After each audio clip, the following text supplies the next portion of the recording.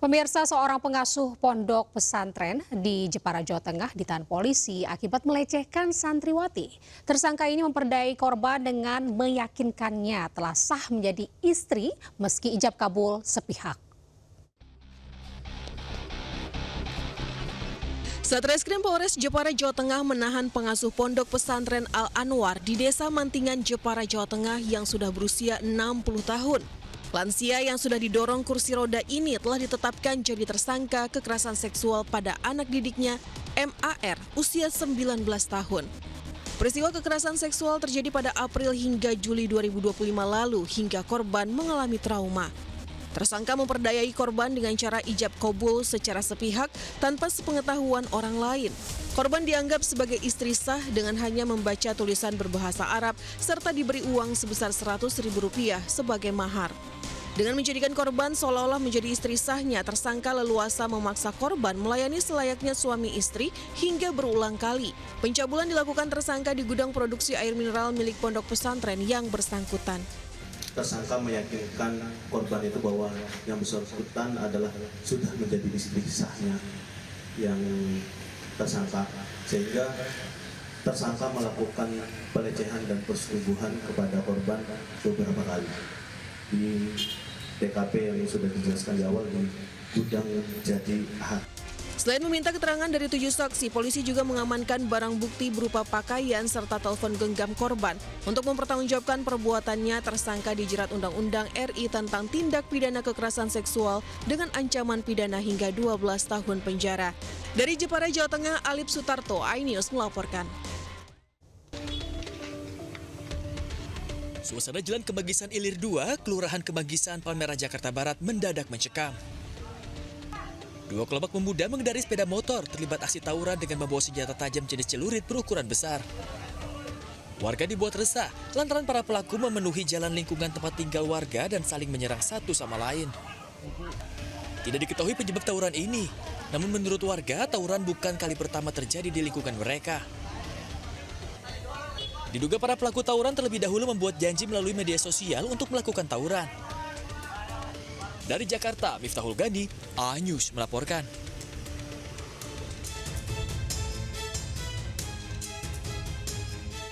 Seekor ular kobra berukuran besar ditemukan warga di toilet karyawan kantor BRIN, Puspitek, Serpong, Tangerang Selatan, Banten. Lokasi kantor yang berada di dekat kawasan hutan diduga membuat ular berbisa itu bisa masuk ke dalam gedung.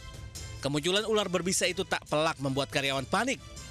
Ular itu kemudian dievakuasi petugas pecinta reptil dan tim rescue damkar BRIN. Evakuasi berjalan lancar tanpa adanya korban. Pasca kejadian ini, petugas mengimbau semua pihak terkait agar selalu berhati-hati dan memastikan kondisi lingkungan tetap aman.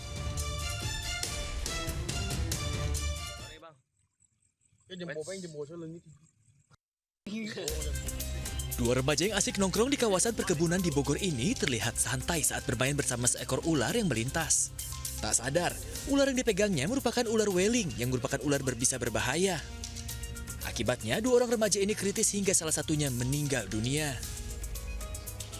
Korban meninggal dunia telah dimakamkan oleh keluarganya, sementara satu remaja lainnya masih kritis dan terus dirawat di rumah sakit setempat. Ular weling atau Bungarus candidus merupakan ular bercorak belang yang pergerakannya tidak agresif dan cenderung diam. Namun ular ini memiliki bisa yang mematikan dan tergolong jenis yang paling berbahaya di Asia Tenggara. Dari Bogor, Jawa Barat, Andi Firmansyah, iNews melaporkan.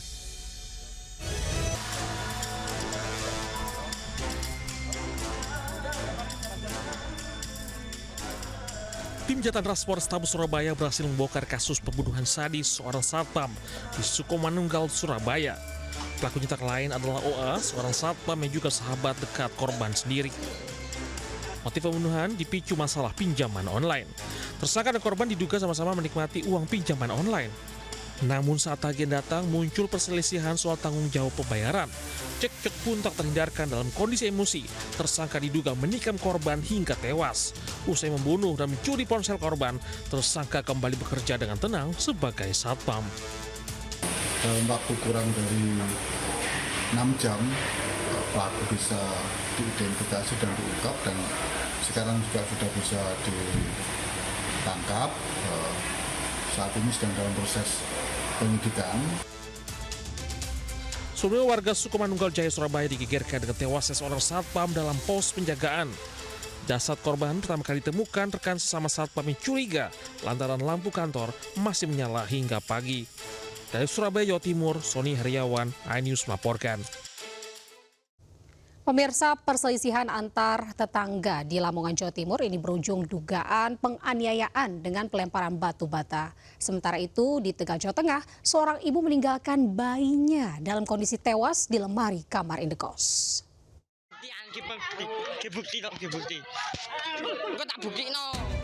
Seorang wanita di Kecamatan Brondong, Lamongan terluka parah di bagian kepala setelah terkena lemparan batu bata saat cekcok dengan tetangganya. Konflik dipicu pembangunan pagar atau tembok di depan rumah korban. Tembok setinggi 1,5 hingga 3 meter disebut menutup akses jalan dan menghalangi pandangan ke toko sembako milik korban. Korban yang merasa terganggu mendatangi tetangga dan menanyakan soal pembangunan pagar. Tak disangka mereka terlibat cekcok hingga berujung penganiayaan. Pelaku yang berada di balik tembok melempar batu bata ke arah korban hingga mengenai bagian kepala. Korban langsung dibawa ke rumah sakit Ki Ageng Brondong dan mendapatkan 7 jahitan. Unit PPA telah menetapkan 1 orang tersangka dengan inisial ES, warga Kecamatan Brondong. Betul, terduga pelaku dan dilakukan tersangka, kemudian sudah dilakukan penahanan di rutan Polres Lamongan.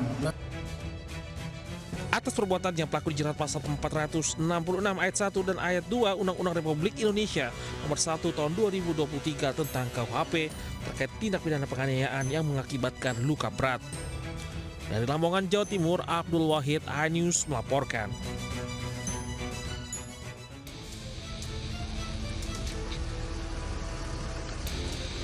Polisi mengejar seorang wanita di gerbang tol Brebes Timur, Brebes. Wanita yang diduga ibu kandung bayi ditemukan tewas dalam lemari kos ditangkap saat turun dari bus antar kota antar provinsi.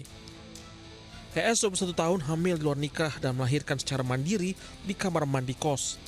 Berdasarkan pemeriksaan terungkap penyebab kematian bayi akibat pelaku salah menggendong sehingga anaknya kehabisan nafas dan tewas. Panik bayinya tewas, pelaku meletakkannya dalam lemari lalu kabur.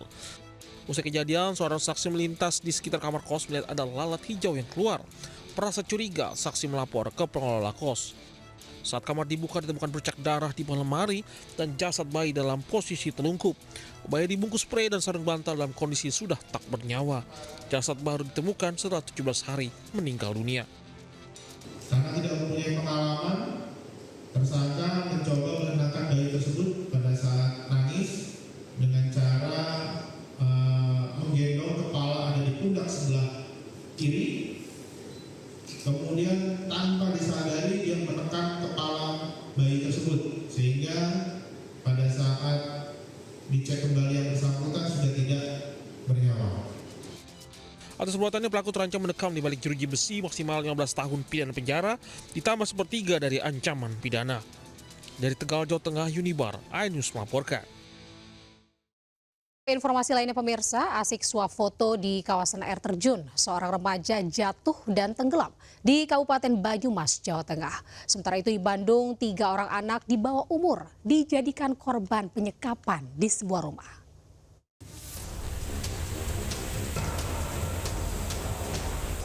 Tim SAR mengevakuasi santriwati bernama Andidita berusia 16 tahun di kawasan wisata Baturaden, Kabupaten Banyumas, Jawa Tengah. Saat ditemukan tubuh santriwati itu terjepit di sela bebatuan di dasar curug. Yang diduga terpeleset saat asik bersuah foto, kemudian hilang tenggelam di telan pusaran air. Insiden naas ini terjadi saat korban mengikuti outing kelas bersama belasan santri lainnya. Ironisnya korban adalah siswi berprestasi yang sudah diterima di jalur prestasi untuk Fakultas Kedokteran Universitas Jenderal Sudirman Purwokerto.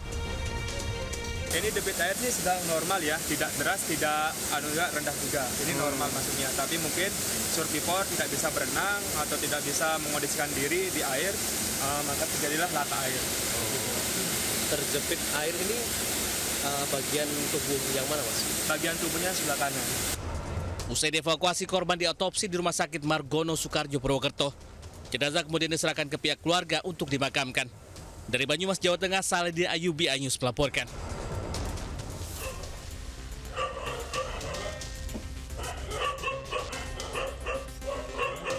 Petugas Polrestabes Bandung dengan tim Damkar berhasil mengevakuasi 3 orang anak yang diduga menjadi korban penyekapan bapak kandungnya sendiri. Informasi penyekapan tersebut didapat dari laporan ibu korban ke polisi. Saat polisi mendatangi lokasi, pelaku penyekapan menyiram bensin ke sekeliling rumah. Diduga pelaku berniat hendak membakar rumah dan para korban yang disekapnya. Selain menyiram bensin, pelaku juga melepaskan anjing untuk menghalau petugas masuk ke dalam rumah. Meski demikian, petugas tetap saja berupaya masuk ke dalam rumah untuk mengevakuasi 3 korban anak yang masing-masing berusia 7 tahun, 5 tahun, dan 3 tahun. Aksi penyekapan ini diduga disebabkan oleh perseteruan dengan ibu kandung korban.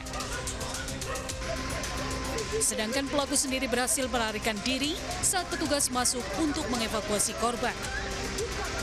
Memang di sini antara korban atau mungkin istri dan dengan suaminya ini memang ada permasalahan keluarga sebelumnya, ya, sehingga kami akan meneliti lebih lanjut permasalahan apa yang memang terjadi di antara kedua belah pihak, karena memang indikasinya ada permasalahan keluarga, ya, apakah itu karena ekonomi, ya, atau mungkin ada hal-hal lain ini yang menjadi concern kami. Meski pihak keluarga belum melaporkan secara resmi, namun polisi tetap melakukan penyelidikan penyebab dugaan penyekapan anak ini. Dari Bandung, Jawa Barat, Jupita Melana, iNews melaporkan. Pemirsa, seorang pengasuh pondok pesantren di Jepara, Jawa Tengah ditahan polisi akibat melecehkan santriwati. Tersangka ini memperdayai korban dengan meyakinkannya telah sah menjadi istri meski ijab kabul sepihak.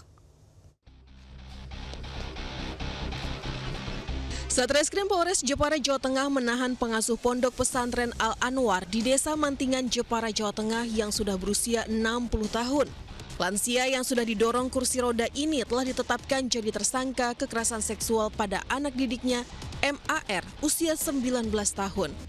Peristiwa kekerasan seksual terjadi pada April hingga Juli 2025 lalu hingga korban mengalami trauma. Tersangka memperdayai korban dengan cara ijab kabul secara sepihak tanpa sepengetahuan orang lain. Korban dianggap sebagai istri sah dengan hanya membaca tulisan berbahasa Arab serta diberi uang sebesar Rp100.000 sebagai mahar. Dengan menjadikan korban seolah-olah menjadi istri sahnya, tersangka leluasa memaksa korban melayani selayaknya suami istri hingga berulang kali. Pencabulan dilakukan tersangka di gudang produksi air mineral milik pondok pesantren yang bersangkutan. Tersangka meyakinkan korban itu bahwa yang bersangkutan adalah sudah menjadi istri sahnya yang tersangka, sehingga tersangka melakukan pelecehan dan persetubuhan kepada korban beberapa kali di TKP yang sudah dijelaskan di awal di gudang Jati Ahad. Selain meminta keterangan dari 7 saksi, polisi juga mengamankan barang bukti berupa pakaian serta telepon genggam korban. Untuk mempertanggungjawabkan perbuatannya, tersangka dijerat Undang-Undang RI tentang tindak pidana kekerasan seksual dengan ancaman pidana hingga 12 tahun penjara. Dari Jepara, Jawa Tengah, Alip Sutarto, iNews melaporkan. Pemirsa, seorang pria menggasak telepon genggam pemilik warung di Banjarnegara, Jawa Tengah. Aksi pelaku ini terekam kamera pengawas.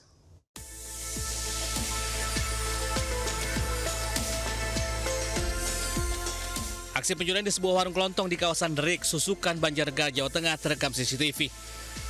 Seorang pria bermasker memanfaatkan situasi sepi untuk menggasak telepon genggam yang tergeletak di bawah etalase jualan. Saat itu, pemilik ponsel sedang berada di area belakang warung untuk mencuci piring. Korban sempat mendengar suara sepeda motor dan mengira ada yang datang. Namun sebelum korban keluar, pelaku sudah melarikan diri. Ada motor datang laki-laki. Saya juga nggak tahu, nggak dengar. Tapi si ibu itu bakul sate yang manggil, dia katanya udah kabur gitu. Berbekal hasil rekaman, korban melaporkan kejadian dan berharap pelaku bisa ditangkap dan ponselnya bisa kembali. Dari Banjarnegara, Jawa Tengah, Nurdin Fauzi, iNews melaporkan. Pemirsa, untuk memastikan pelaksanaan ibadah haji jemaah Indonesia berjalan sesuai syariat Islam, Musyrif Dini atau petugas khusus pembimbing ibadah haji tiba di Madinah. Mereka akan menjadi tim pembimbing keagamaan yang mendampingi jemaah selama rangkaian ibadah haji.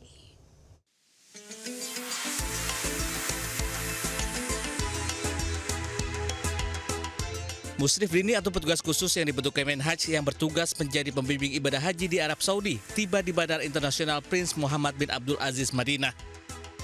Mereka akan memastikan seluruh rangkaian ibadah haji dapat dijalankan sesuai dengan tuntunan syariat Islam, termasuk saat wukuf di Arafah, mabit di Muzdalifah hingga lempar jumroh di Mina. Musrif Dini juga akan memberikan pendampingan khusus bagi jemaah sakit atau lansia, termasuk dalam pelaksanaan safari wukuf. Ketika ada dari jamaah haji yang sakit, barangkali perlu bantuan seperti safari wukuf, bahkan nanti ketika murur di Muzdalifah, mabit di Mina, itu semuanya kita guidance bagaimana mereka bisa sesuai dengan tuntunan Islam. Sebelum puncak haji, Musrif Dini akan memberikan sosialisasi dan edukasi kepada jemaah termasuk menjadi penengah apabila terdapat perbedaan pandangan dalam praktek ibadah haji. Lebih dari 30 Musrif Dini akan ditempatkan di daerah kerja Madinah, Makkah, serta sektor-sektor pelayanan jemaah di Makkah. Dengan kehadiran tim pembimbing keagamaan ini diharapkan jemaah haji Indonesia dapat menjalankan ibadah dengan tenang, nyaman, dan sesuai dengan tuntunan Islam. Dari Madinah, Arab Saudi, Eti Jutesari, MCH 2026 melaporkan.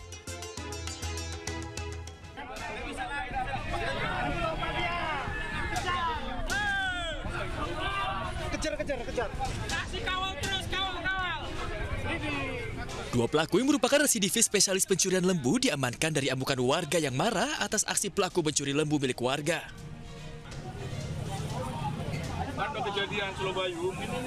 Penangkapan keduanya berawal dari kecurigaan warga yang melihat salah satu pelaku memasukkan lembu dengan paksa ke dalam satu unit mobil sedan di dekat area perkebunan warga. Mendengar teriakan warga, mobil yang sudah berisi muatan seekor lembu melaju kencang di areal perkebunan. Meski sempat kabur sejauh lebih 10 km, aksi pelaku terhenti setelah mobil pelaku menabrak sepeda motor warga yang sedang parkir. Warga yang geram kemudian menghakimi kedua pelaku hingga babak belur. Beruntung polisi dan TNI yang datang ke lokasi langsung mengamankan keduanya dari amukan warga. Untuk mempertanggungjawabkan perbuatannya, kedua pelaku dibawa ke pos polisi terdekat dan selanjutnya diserahkan ke Polres Simalungun. Dari Simalungun, Sumatera Utara, Dharma Setiawan, A-News melaporkan. Pemirsa, Satuan Reserse Kriminal Polresta Bandara Soekarno-Hatta membongkar sindikat pencurian barang impor di area kargo. Para pelaku ini diduga sudah berulang kali mencuri tas bermerek, menyebabkan kerugian mencapai 1 miliar rupiah.